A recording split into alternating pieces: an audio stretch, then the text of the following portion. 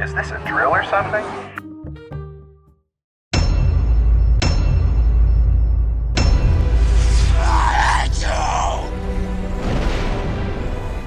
He's more machine now than man, twisted and evil. What happened to Darth Vader and his ability to father children after his fateful duel with Obi-Wan? You were the chosen one! It was said that you would destroy the Sith, not join them! It's evident that his whole body was severely burnt, with the novelization of the book going as far to say he suffered the worst of his burns on his lower half. And if so, was it part of the tragedy of Darth Vader? E.g., the will of the Force. Think of what that means for his character mentally. A man who hours before his duel was named Darth Vader by his new master, Emperor Palpatine. Henceforth, you shall be known as Darth Vader. Palpatine, who had enough foresight to know about Padme and Anakin's baby, who just happened to name him Darth Vader before his maiming of his wife, children, and possibly himself. Was that all foreseen or an unfortunate side effect? Everything is proceeding as I have foreseen.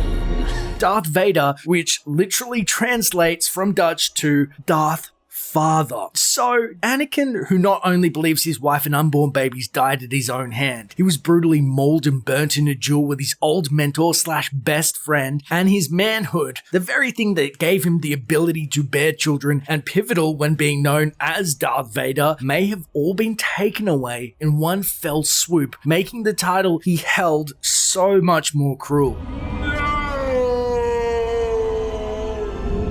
In this video, I want to explore the likelihood of that happening in regards to the fateful duel and exposure to lava and extreme heat, and the implications it has to the story overall, and more importantly to Anakin's character himself. Annie, I'm pregnant.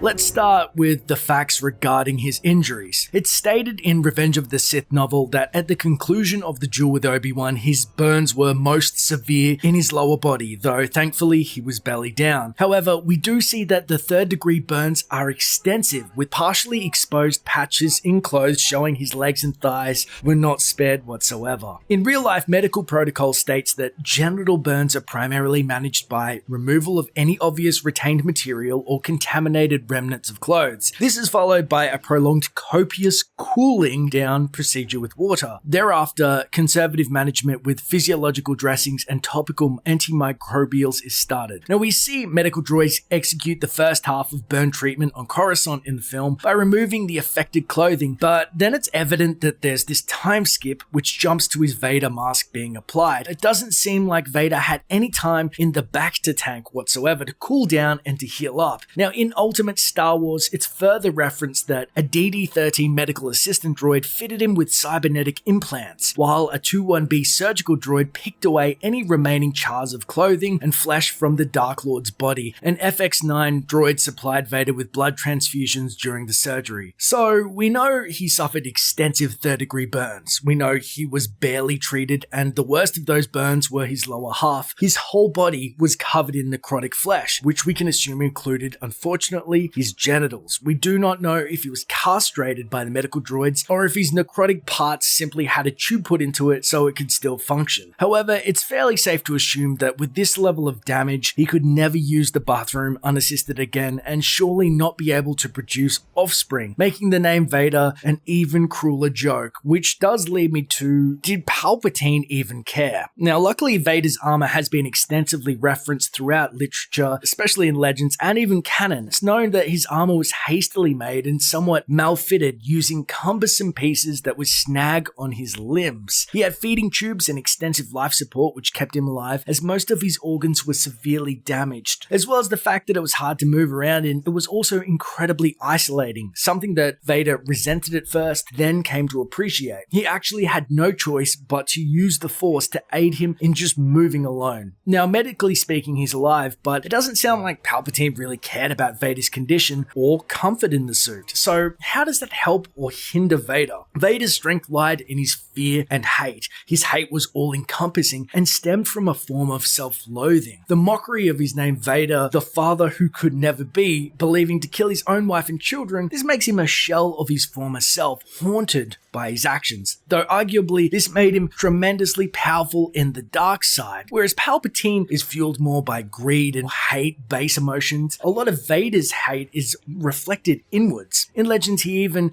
articulated his self-loathing when he faced a clone of Maul. Before killing the clone, he was questioned by Maul as to what he could possibly hate enough to give him the strength to defeat him, in which Vader casually remarks, "myself," before stabbing himself and the imposter Maul. Now imagine that Vader's identity is tied very heavily to being a father. Wouldn't castration or even total impotence further decimate his self-worth, spiraling him further into self-loathing and hate? Surely it would be more shrewd move by Palpatine to put his husk of a body into a suit, shove him in, third-degree burns, barely tended to, necrosis just picked off casually by droids, then shove some tubes into him. No attempts were made for some pretty synth flesh as we see on Luke's hand, or as far as we can see, healing the burns any further than just to make Vader barely functional. What would that do to Vader mentally? Castration has been used to create a class of servants or slaves called eunuchs in many different places and eras. Servitude is something that seems to be thrust upon Vader more than a master-apprentice relationship. It seems his fate was, as soon as he was grievously injured, was more of that of an obedient servant to Palpatine than, say, a potential equal. Now, if he was injured in such a way to make him more docile, it's actually a fact medically that he would lose a great deal of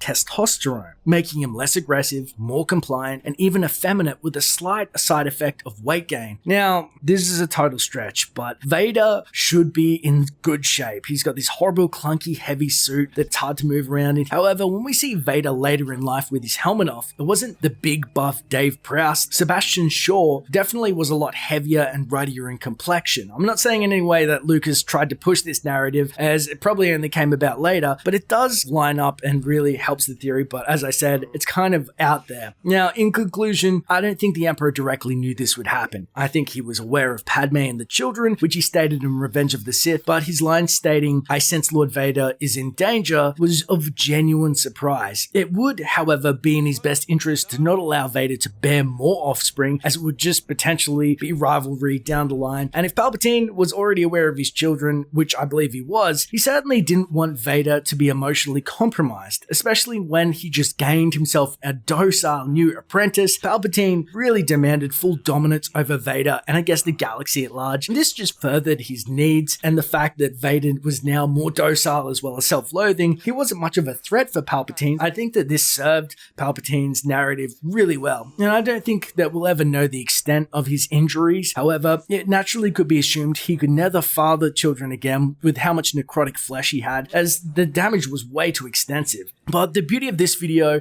is it is just the start of the discussion. I think that it's incredibly interesting, the fact that all of this happened to Vader, and whether they meant to or not, I mean, they clearly put him burnt so extensively in purpose. You know, nothing's done without purpose, and it was never going to be said by Lucasfilm, but it makes you think, like, how much worse the name Darth Vader is. The fact that the Force, as the Chosen One, had him as a hero, had him as a villain, just made him lose his family, lose everything, maybe even his manhood, his identity, tore him down, and then that redemption at the end. But at the same time, he's so much of a victim of the role as Vader as he played as the Chosen One. And I'd love to know your guys' thoughts in the comments below. What do you think of this theory? Is it out there, or does it make total sense? Because if you love Star Wars, I want to talk to you about it. It's as simple as that, my friends.